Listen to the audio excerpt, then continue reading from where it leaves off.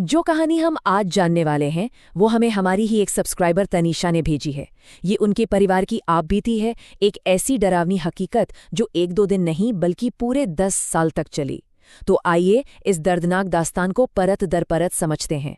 सोचिए, ये वो पहले शब्द थे जो तनीषा के पिता ने कहे थे ठीक उस भयानक सिलसिले के शुरू होने से पहले। ये सिर्फ शब्द नहीं थे, ये एक एहसास था, एक अनदेखी मौजूदगी का एहसास जो उनकी जिंदगी को हमेशा के लिए बदलने वाला था। तो आखिर ये सब शुरू कहाँ से हुआ? कहानी की जड़ें उस जोड़े की शुरुआती हालातों में हैं जिनकी वजह से वो बिल्कुल अकेले पड़ गए थे, और शायद इसी अकेलेपन ने उन्हें आने वाले खतरे के लिए एक आसान निशाना बना दिया। बात 2011 की है। एक लड़की दिल्ली की, लड़का वाराणसी का। फेसबुक पर मिले, प्यार हुआ और परिवार की मर्जी के खिलाफ जाकर शादी कर ली।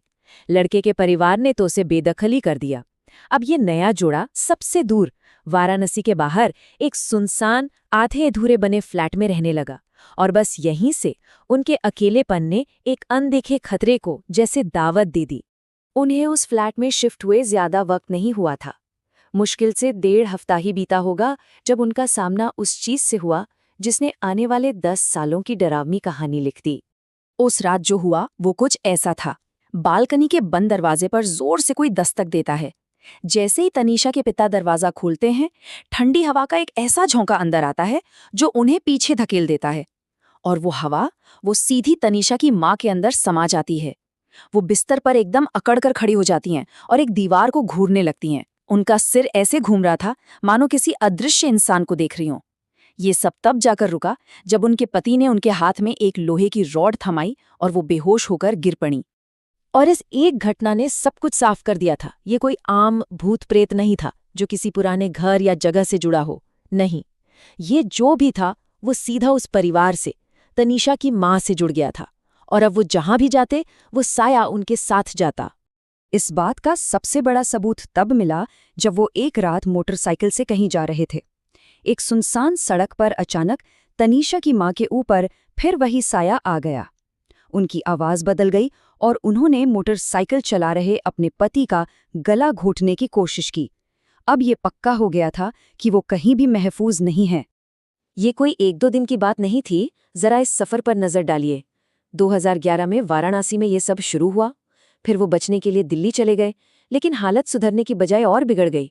लगभग 9 साल 2012 से 2021 तक दिल्ली के घर में भी अजीब घटनाएं होती रहीं, और आखिरकार 2022 में इस पूरे सिलसिले का अंत एक भयानक त्रासदी से हुआ। दिल्ली पहुंचकर जब वो मदद के लिए हजरत निजामुद्दीन दरगाह गए तो वहां एक पीर बाबा ने जो बताया वो होश उड़ाने वाला था। तनीषा की मां के शरीर पर किसी एक आत्मा का साया नहीं था, बल्कि पूरी 6 आत्माओं ने कब्जा कर रखा था। और इन 6 आत्माओं को निकालना कोई आसान काम नहीं था। इस पूरी प्रक्रिया में, मतलब झाड़ फूंक और रस्मों में, 7 से 8 महीने लग गए। आप अंदाजा लगा सकते हैं कि मां की हालत कितनी गंभीर होगी और वो शक्तियां कितनी ताकतवर होंगी। कुछ वक्त के लिए लगा कि शायद सब ठीक हो गया है। परिवार दिल्ली में एक नए घर में रहने लगा, लेकिन ये तो तूफान से पहले की शांति थी। वो साया लौटा, और इस बार वो उस परिवार से उनकी सबसे बड़ी कीमत वसूलने आया था। दिल्ली के उस नए घर में भी सुकून नहीं मिला। उनके ठीक ऊपर वाली मंजिल हमेशा खाली रहती थी, पर वहां से अक्सर बच्चों के भागने दौड़ने की आवाजें आती थी। तनीषा और उनकी मां को घर में परछाइयां दिखने लगी, और सबसे चिंता की बात यह थी कि मां की तबीयत फिर से तेजी से बिगड़ने लगी थी। डर का माहौल वापस लौट आया था। और फिर 25 जनवरी 2022 की सुबह वो हुआ जिसका डर तो था, पर किसी ने ऐसी कल्पना नहीं की थी। तनीषा के पिता सुबह सोकर नहीं उठे। उन्हें कोई बीमारी नहीं थी, कोई चेतावनी नहीं। बस उस रात के बाद वो कभी नहीं उठे। उस साये ने अपनी सबसे बड़ी और भयानक कीमत वसूल ली थी। लेकिन ये कहानी यहाँ खत्म नहीं होती। असल में कहानी का सबसे चौंकाने वाला और भयानक सच तो अब सामने आना बाकी था। पिता की मौत के बाद परिवार जब एक नए बाबा के पास पहुंचा तो उन्होंने उस राज से पर्दा उठाया जो 10 साल से छुपा हुआ था। तो अब सवाल ये था कि आखिर ये सब हो क्यों रहा था? पिता की मौत के बाद ऐसा क्या हुआ? उस नए ज्यादा शक्तिशाली बाबा ने ऐसा क्या बताया जिसने पूरे 10 साल की कहानी को ही पलट कर रख दिया? उस बाबा ने सबसे पहले तो ये बताया कि यादें वो ऊपर वाली खाली मंजिल जहां से आवाजें आती थी, वहां एक ही परिवार की 5 आत्माएं भटक रही थी। लेकिन ये 5 आत्माएं भी असली वजह नहीं थीं। असली वजह तो कुछ और ही थी। देखिए, परिवार 10 साल से यही मानता रहा कि उनके पहले फ्लैट के नीचे कोई शमशान घाट था और ये सब वहीं की आत्माओं का किया धरा है। लेकिन सच ये था कि ये कोई हादसा नहीं था। ये आत्माएं उन पर जानबूझकर छोड़ी गई थीं, काले जादू के जरिए। और ये काला जादू किसने किया था, यकीन करना मुश्किल है, पर ये करने वाली तनीषा की अपनी मौसी थीं। अपनी ही बहन का हंसता खेलता परिवार और उनकी आर्थिक खुशहाली उनसे देखी नहीं गई, और जलन की आग में उन्होंने ये सब किया। मतलब 10 साल का वो दर्द किसी बाहरी शक्ति ने नहीं, एक अपने ने ही दिया था। तनीषा बताती हैं कि सच जानने के बाद भी ये सब रुका नहीं है।